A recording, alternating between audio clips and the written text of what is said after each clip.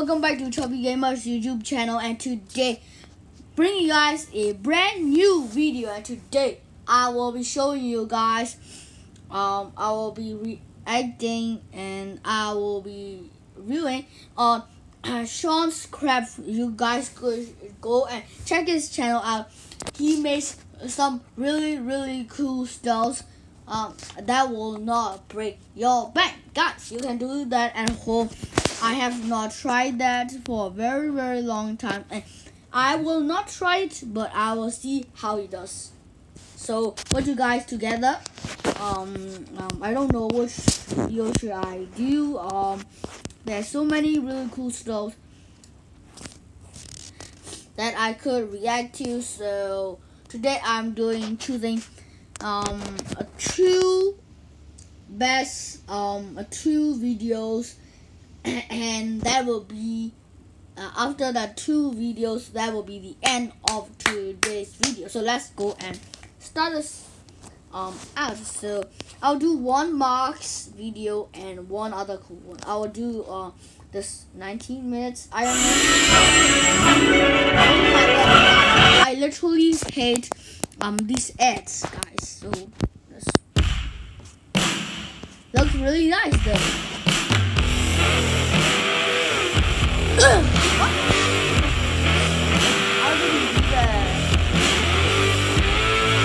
Hey, what's up? Sean here, and this is my Iron Man.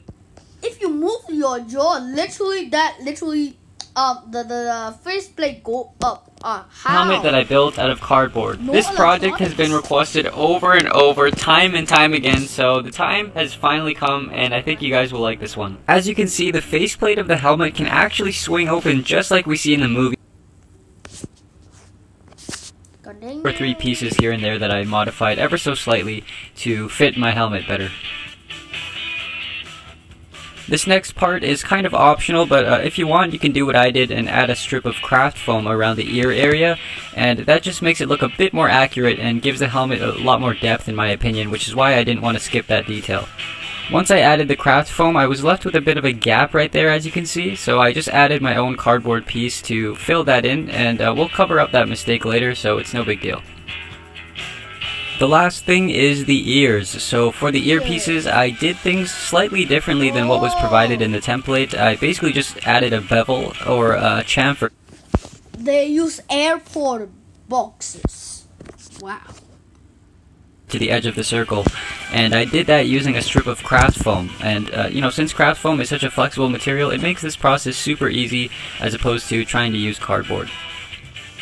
I made two of those earpieces and then super glued them to the sides of the head, just like this.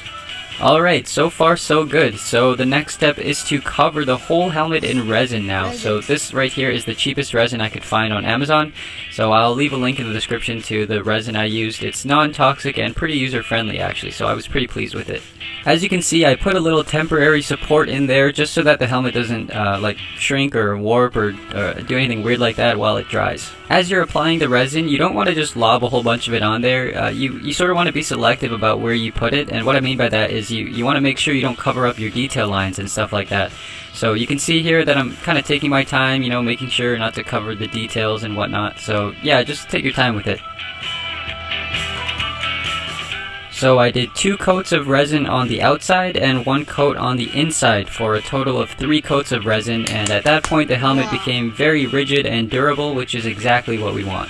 Once the resin completely dried, I cut off the faceplate, and I recommend wearing a glove here so you don't accidentally cut yourself, but the reason we need to glue the faceplate to the helmet, then resin it, then cut it off, is so that the resin hardens the faceplate in the exact shape that we want it to be, so that it lines up perfectly with the helmet. Now they are gonna make the mechanism which moves the faceplate. The next thing I did was open up these slits a little wider, since on the real helmet these slits are the same width all the way through, and I did that on both sides, of course. And guys, I want to make a little change today because I have no time to make 2 videos because it's gonna be very long. So I'm just gonna make what I'm just gonna react to one of his videos if it is possible. Yeah, if it's possible, I will make two, but I will just react to this one, and let's see if there is any more time. Next, we're going to make the hinge for the faceplate. So if you're wondering how I'm able to make the faceplate swing open, this is the part you want to watch. So I start out by cutting down a wire coat hanger with a wire cutter and bending it with some pliers into this shape, which is about 4.5 by 2 inches. Then I basically roll a paper tube around the long side like this. What that will do is leave us with this nice sort of swinging hinge piece, as you can see right here. And now this whole thing gets hot glued into the helmet right there. Before you glue this piece into the helmet though, make sure this piece has enough clearance right there, as you can see, and that this thing can actually swing past the widow's peak. At this point I made some tiny paper tubes and we're going to slide those onto the arms like that. So what's going to happen here is those paper tubes are going to get glued onto the back of the faceplate, but before that you need to temporarily tape the faceplate to the helmet in the exact position that you want it to be, so that when you glue on the faceplate, everything will align perfectly. It's already starting to look very, very good. What they put the rubber bands is gonna look even better. And you should get something like this. I started to notice a bit of sag happening here, and maybe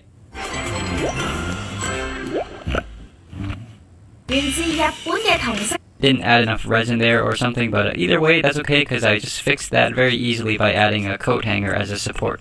If you end up doing this as well, make sure you tuck in the end of the coat hanger right there so that it doesn't poke your head. And another thing too is you want to make sure you leave enough room there so it doesn't block the hinge. Okay. And here's a little before and after so you can see the difference here. As you can tell, it's looking a lot better now. Moving on, I cut a small piece of binder board and glued that on the inside of the helmet in between that slit right there. Now this is really important. Make sure you leave a small hole right there because we're going to feed a rubber band through that later on. And again, be mindful of the hinge. Make sure there's enough clearance there so that it can actually swing all the way back. And of course, I did this on both sides.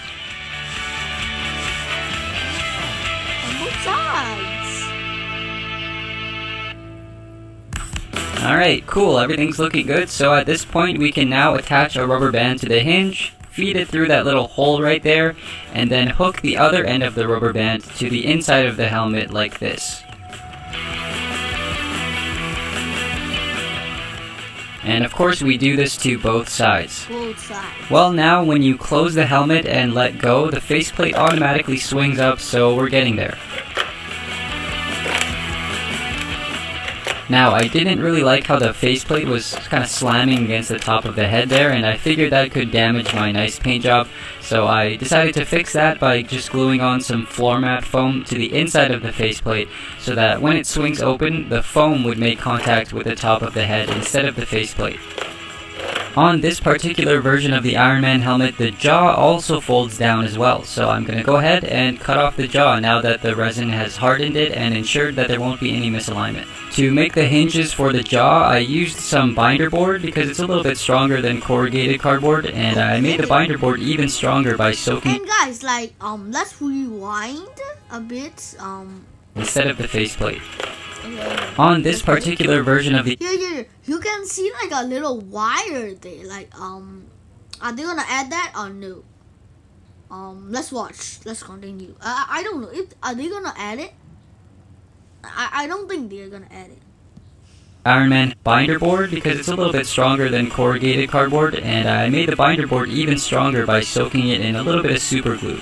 This is what the hinge for the jaw looks like. It's super duper simple, as you can see, and now I can use those to reconnect the jaw back to the helmet.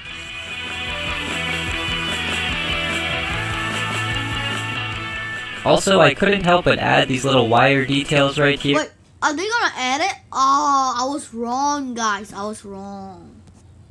Because although it's a very minor detail, it only takes a few minutes to make it. So how in the world is the helmet going to open by itself? Well, the answer to that is magnets. More specifically, these 8x5mm neodymium magnets that I ordered on Amazon. I'll leave a link below. But using these magnets, we can make the helmet open on command, and here's how. The first magnet gets glued onto the jaw, and pay close attention here because you need to make sure that the magnet is flush with the faceplate. And the reason why is because the other magnet is going to get glued onto the faceplate. So those two magnets will join the faceplate and the jaw together, and if you do this correctly, what should happen is as soon as you pull down on the jaw, the faceplate should shoot up, and then we get that beautiful Iron Man faceplate action going. Here's a quick view of what's happening on the inside. So basically there's a little paper clip on the magnet on the faceplate right there, and that just makes sure that the two magnets line up perfectly and there's no wiggle room or anything. Before we do a test fit, let's add a sponge in there to make the helmet a tighter fit on the head. In case you couldn't already tell, the way I'm able to make the faceplate open on command is by moving my jaw down, but it's not like a dramatic movement of the mouth really, it's more so just basically nudging my chin down very subtly so that the two magnets can disconnect from each other. So now that the faceplate mechanism is done, we can focus on making the helmet look pretty. So first things first, I sanded the whole helmet with some 80 grit sandpaper, and you don't need to sand it down like crazy or anything. The point is just to rough up the surface to prepare it for the filler that we're going to apply on. All those dark spots that you see there are places where the sandpaper missed it, because those are all basically little divots that need to be filled in. Because the surface is so uneven, we're going to use wood filler to make it smooth, and when you apply it on, you can use some water to kind of smooth it out because it can be kind of dry. So basically what you want to do here is just apply some filler, sand it down, put some more filler, do some more sanding, and just keep going back and forth until you're happy with how it looks. It's nice if you have a variety of grits of sandpaper so that you can start with some 80 grit to kind of do an initial pass, and then work your way up to like a 320 grit to get the surface smooth. 320 grits! For all the corrugations, all the areas that you feel need to be filled in, and 2 canisters of wood filler later, and here's what my helmet looked like at this point. Now, this is the best part, guys. This is best part, guys. I've been waiting for this part. Spider-Man. You know what I think is really cool? This webbing. The tensile strength is off the charts. Who manufactured that? I did. Quick question of the rhetorical variety. That's you, right? Look at you go. Wow, nice catch. 3,000 pounds, 40 miles an hour. It's not easy. You got mad skills. That's all on YouTube, though, right? I mean, that's where you found that. Okay, guys. If you liked this video, then for today's video, I hope you all enjoyed it. So I haven't been posting for a very long time because I'm not free. I've been doing some other homework and class and my classes, very busy. So this is it for today's video. I hope you all liked it video, and if you like this, please go to Sean's Craft in YouTube and search it and go check his YouTube videos out. He is really amazing. His content is great.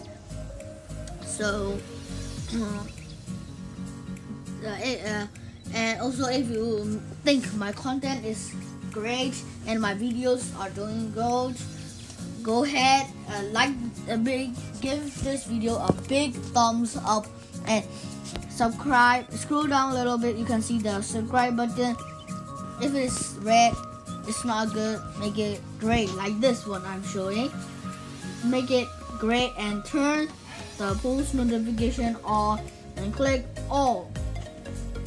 In 3, 2, 1, if you do that, in that time you are a Chubby Gamer Squad. You are a new member in our Chubby Gamer Squad. Now, if you want to do even more, guys, I am actually working on a group for everyone who is a member of my Chubby Gamers, the Chubby Gamers group. So if you subscribe, turn on post notification on, and watch every of my YouTube videos, you are a part of Chubby Gamers YouTube member group. So if you want to be a member, go ahead, subscribe, and turn the post notification on and watch every single video of mine. And you are just like that, you are a group member. And I'm working on the group, so in a Facebook account, so you could join. So I'm working on it still. And that's it. Bye bye guys. See you in the next video. Whoosh.